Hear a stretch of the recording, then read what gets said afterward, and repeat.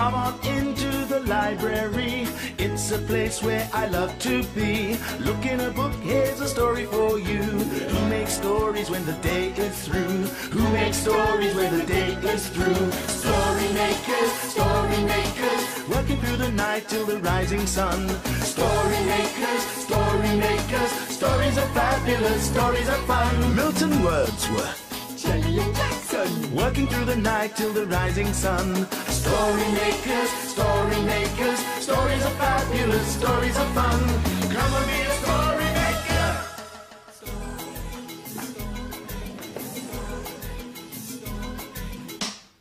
Story makers.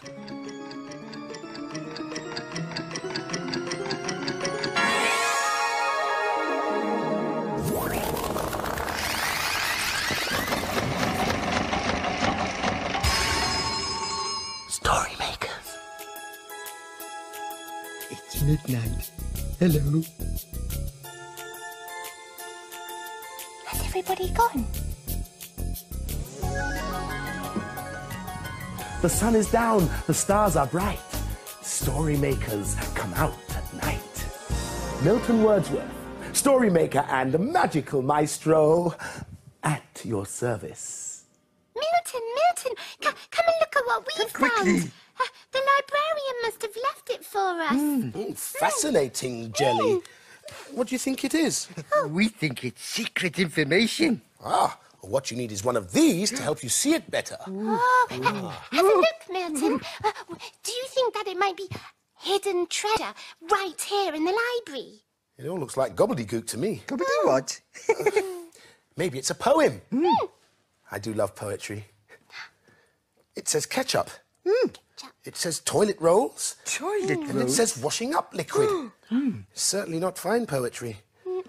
Hey, wait a minute. What? This is the librarian's shopping list. Never mind. Why don't we put it in the machine and make a story? A story about shopping? Yeah, we wanted a story about explorers. Well, what if we put the magnifying glass in instead? That should give us something more spectacular.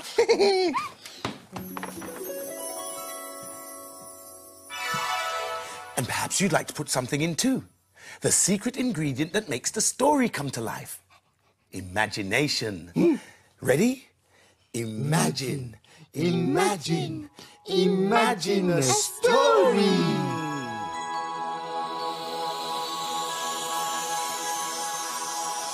It's a playbook.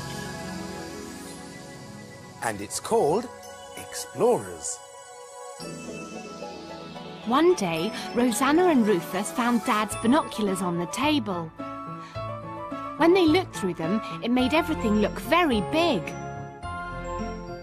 That gave Rosanna an idea.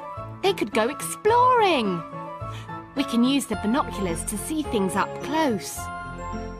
Mummy packed an exploring bag with lots of food.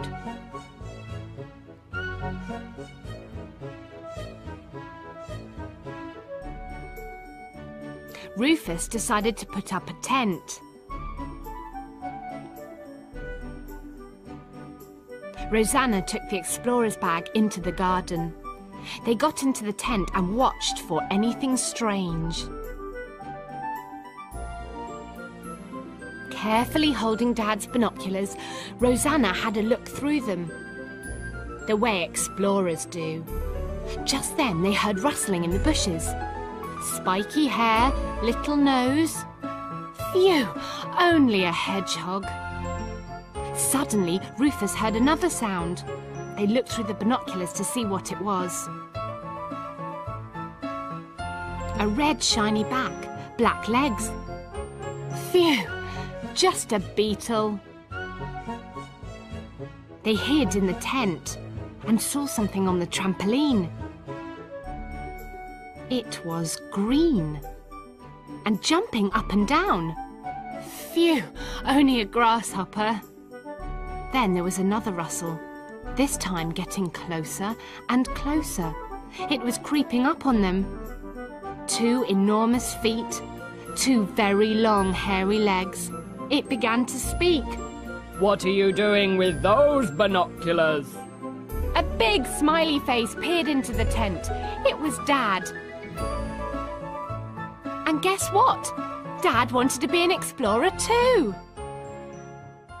Oh, Jelly, look what I've made. What is it? It's a telescope. It will help us to explore things even further away. Look. Wow. I can see lots of books and the tops of the bookcases. Oh, and I can see a story maker at home. Can I have a go? Can I have a go? Yes, of course. Go on. Thank you. I can see the top of a distant mountain. Oh, really?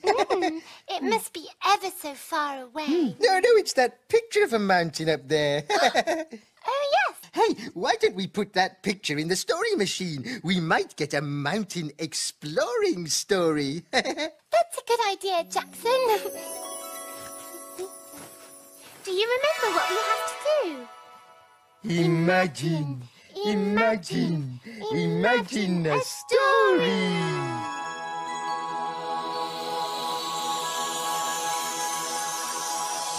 Oh, yes, it's working. It's a blue cow story. Blue Cow and Mount Everest.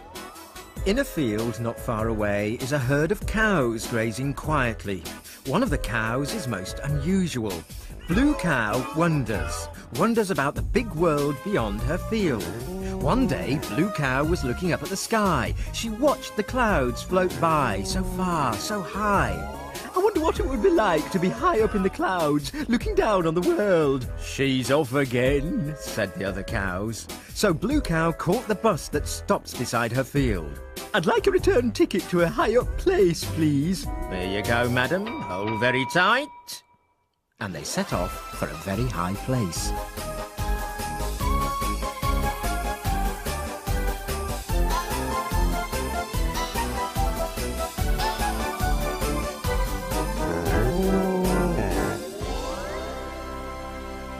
And then they arrived. In front of her was the biggest thing she'd ever seen.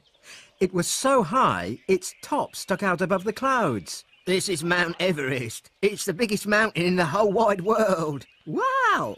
If you're thinking of climbing up Mount Everest, you'll need my help. I'm Morris the Mountain Goat. How kind of you. When can we set off? Minutes later, Morris and Blue Cow started to climb. Morris had given her a rope to hang on to, a thick woolly blue jumper to keep her warm, and some goggles to help her see better higher up the mountain.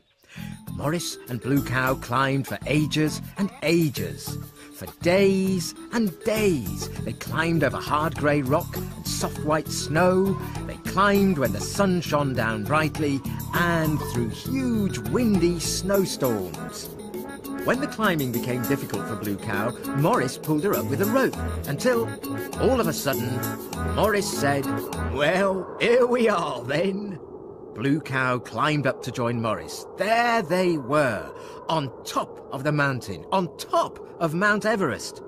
There were clouds around and below them, and they looked down and saw the rest of the world far away. This is wonderful. We're looking down on the world. Wait till I tell the other cows in our field. Morris helped Blue Cow as they started to climb back down the mountain. Going down was quicker than going up. They slipped and slid over the rocks, through the snow, in the sun, and through the snowstorms, until they arrived back at the bus, which was ready to set off back to Blue Cow's field. Thank you, Morris, said Blue Cow. If you ever want to come for a holiday in a flat field full of lovely green grass, do come and visit. I might just do that. Bye. Milton, do you like my telescope? Let's have a look. It's specially designed so that you can see far, far, far away. Well, we'll soon see about that. See? Can you see me from over there? Oh, yes, I can see everything, and it's all close up. I can even see your... Ooh, is that what it looks like? What is it? What is it? What is it, Milton? I can see right up your nose. Well, I did say I could see a long way. Milton, shall we make another story with my telescope? Why, certainly, oh pink and fluffy one. Story machine, we'd like to see how far we can see with Jackson's telescope. Are you ready with the imagination? Imagine a story.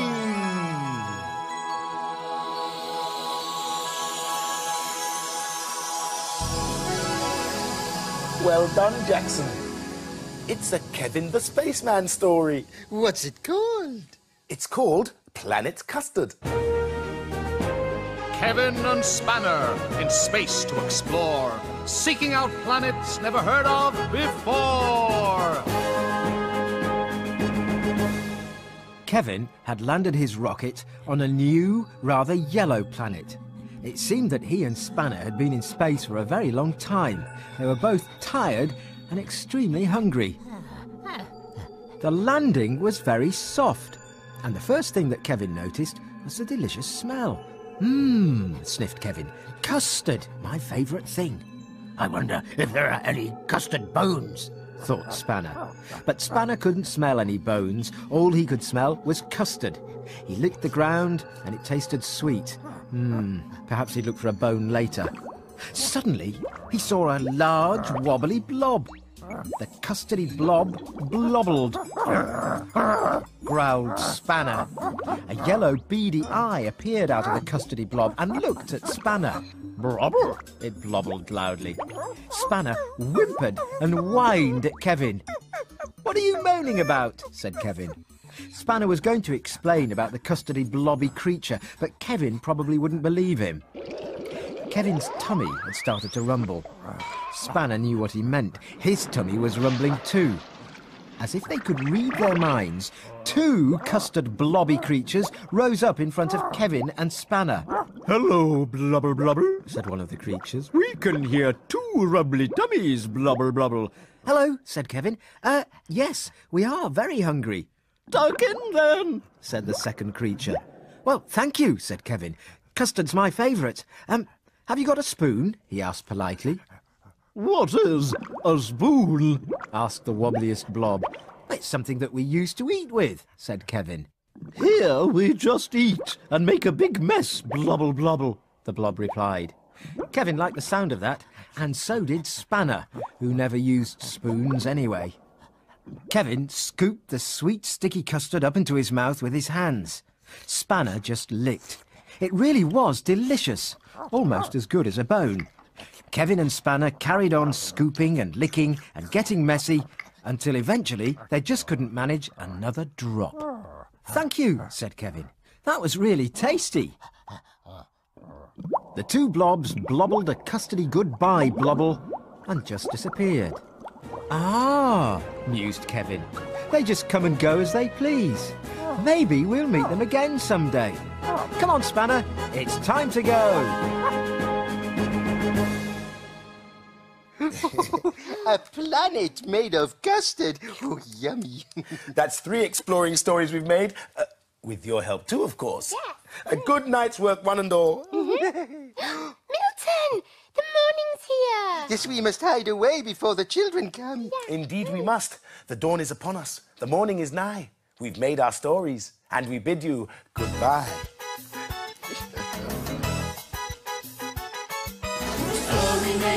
Story makers, working through the night till the rising sun. Story makers, stories are fabulous. Thanks for helping. Bye, story makers. See you again soon.